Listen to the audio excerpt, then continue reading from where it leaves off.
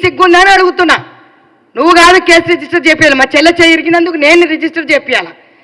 నువ్వు బహిరంగంగా బయటకు వచ్చి మా అందరితోటి నీకు అంత ప్రేమ ఉంటే మా అందరికి మహిళలందరికీ కూడా క్షమాపణ బహిరంగంగా బండి దిగి చెప్పేది ఉంటివి. ఎందుకు నీకు అహంకారం ధోరణితోటి మీదికి వెళ్ళిపోయినావు మహిళా కమిషన్కి. అక్కడ కూడా కూర్చుంది ఒక మహిళనే. ఆ మహిళ దగ్గర నువ్వు తల వంచి కూర్చున్నావా లేదా? అయిపోయింది, అక్కడ మన నైతిక విజయం అయిపోయింది. కానీ బహిరంగ క్షమాపణ చెప్పకపోతే రాబోయే ఏ ఎన్నికలైన స్థానిక సంస్థ ఎన్నికలలో కూడా మీకు చెక్కు పెట్టడానికి మహిళా కాంగ్రెస్ తిరుగుతుంది, మహిళా కాంగ్రెస్ పనిచేస్తుంది. ఏ మహిళను మీకు ఓటు వెయ్యొద్దు అని చెప్తుంది. మీకు గౌరవమే లేదు స్త్రీల పట్ల. ఎంతమంది మంత్రులకు చోటిచ్చినావు నువ్వు? ఎంతమంది మహిళా ప్రెసిడెంట్లకు చోటిచ్చినావు? ఏ రోజు కూడా కార్యవర్గం కనపడింది. ఈరోజు ఒక 6-10 మందిని తీసుకొచ్చి వాళ్ళతో అడ్డ మీద కూలోళ్ళని తీసుకొచ్చి ఈరోజు మమ్మల్ని విమర్శించే స్థాయి, మమ్మల్ని కొట్టే స్థాయికి నువ్వు తెచ్చినావు. You are the culprit. నువ్వు అసలు దొంగవు నువ్వు.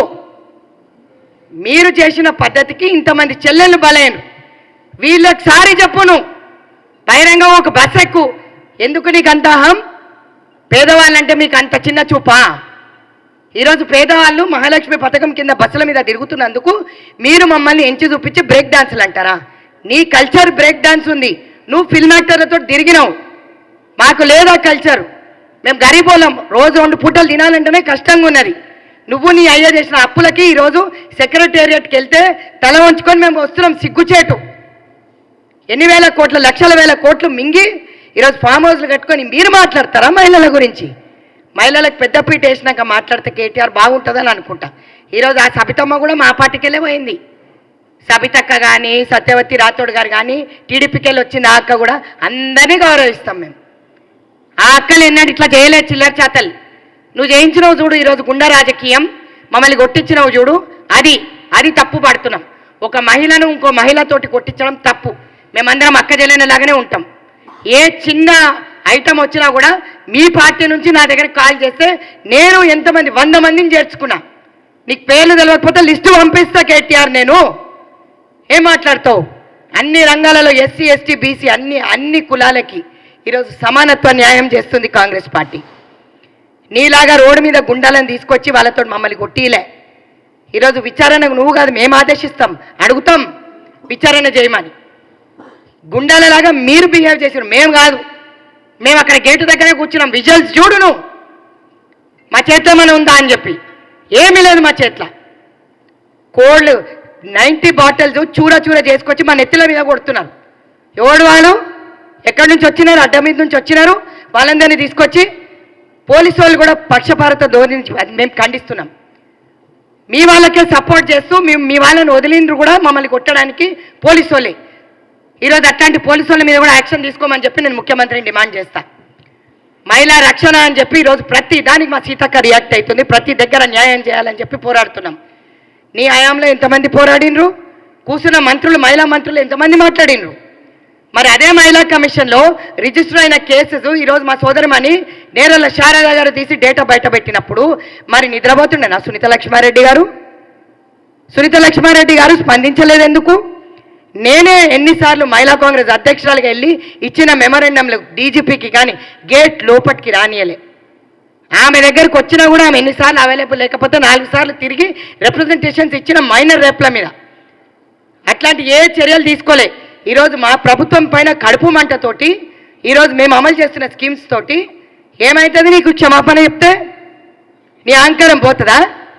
దిగు, ఒక బస్ ఎక్కువ, చెల్లెనందరినీ పలకరించు. నువ్వైతే ఎట్లా బస్ ఫ్రీ పెట్టలే, మేము పెట్టుకున్నాం. ఈరోజు కొట్టుకుంటున్నావు అని చెప్పి అట్లా విజువల్ చేపిస్తావు, ఇట్లా విజువల్ చేపిస్తావు. ఇది తప్పు కాదా? ఈరోజు 500కి సిలిండర్ నువ్వు అప్పుడు ఎందుకు చేయాలి? 9.5 సంవత్సరాలలో ఈరోజు మాట్లాడుతున్నావు. 200 యూనిట్ల కరెంట్ ఎందుకు ఇవ్వలే? ఈ రోజు వరకు ఎవరికి రేషన్ కార్డు గతి లేదు. ఏం మాట్లాడతావు? మాట్లాడితే ముక్కు మూతి ఉండాలి కేటీఆర్. ఖబర్దార్ మళ్ళీ ఒకసారి మహిళల్ని అన్నావంటే నేను క్షమాపణ చెప్పిన అయిపోయింది. ట్విట్టర్లో క్షమాపణ చెప్తే కాదు. ఇది రణరంగంగా మార్చిన నువ్వు అందరు మహిళలకి, బీఆర్ఎస్ పార్టీ, కాంగ్రెస్ పార్టీ, అందరు పార్టీలకు సంబంధించిన మహిళా సోదరులకు సారీ చెప్పాలి. ప్రతి ఒక్కరు బస్సు ఎక్కుతారు. ఈరోజు బీఆర్ఎస్ వాళ్ళు బస్సు ఎక్కొద్దు, కాంగ్రెస్ వాళ్ళు ఎక్కాలని ఎక్కడ పెట్టలే. ఎన్ని రోజు లక్షల మంది బస్సులు ఎక్కి తిరుగుతారు. ఆ కష్టం అనేది నువ్వు బెంజ్ కార్లలో తిరుగుతావు కదా, నీకు తెలియదు. రేంజ్ రోవర్లు, పెద్ద పెద్ద కార్ల పేర్లు మాకు తెలియదు. ఆ కార్లలో నువ్వు తిరుగుతావు. మేము మధ్యతరగతి సామాన్య కుటుంబం నుంచి వచ్చిన వాళ్ళం. మాకంత పెద్ద కార్లు ఎక్కువ నింటాయి నీలాగా. మతి భ్రమించి మాట్లాడడం బంద్ చేయి. ఆ ప్రతిపక్ష హోదా కాపాడుకో. రాబోయే కాలంలో నీ ప్రతిపక్ష హోదా కూడా పోయే అవకాశం ఉంది. రెడీగా ఉన్నారు మా అన్నలందరూ ఇక్కడికి వచ్చేనికే. ఏదో ఆ రోజు వాళ్ళ పనుల గురించో ఏదో సమస్యల వల్ల వచ్చిండేటారు. కానీ ఇప్పుడు ఉన్న కార్పొరేటర్లు కూడా, ఈరోజు వచ్చిన కార్పొరేటర్లు సగం మంది మా దగ్గరికి వస్తున్నారు. గర్వంగా చెప్తా, సగం మంది మా దగ్గరికి వస్తున్నారు. లెక్కేసుకో, ఫోటోలతో పాటు నీకు పంపిస్తా, నీ ట్విట్టర్ గూట్లో పెడతా, పెట్టి నిన్ను ట్యాగ్ చేస్తా. అప్పుడు చెప్పు. నీకు అయిపోయింది. బోరే బొంత చదువుకొని పోవాలి. నువ్వేది మాట్లాడినా, రైతుల సమస్య మీద మాట్లాడినా ఎవడు నేను నమ్మడు.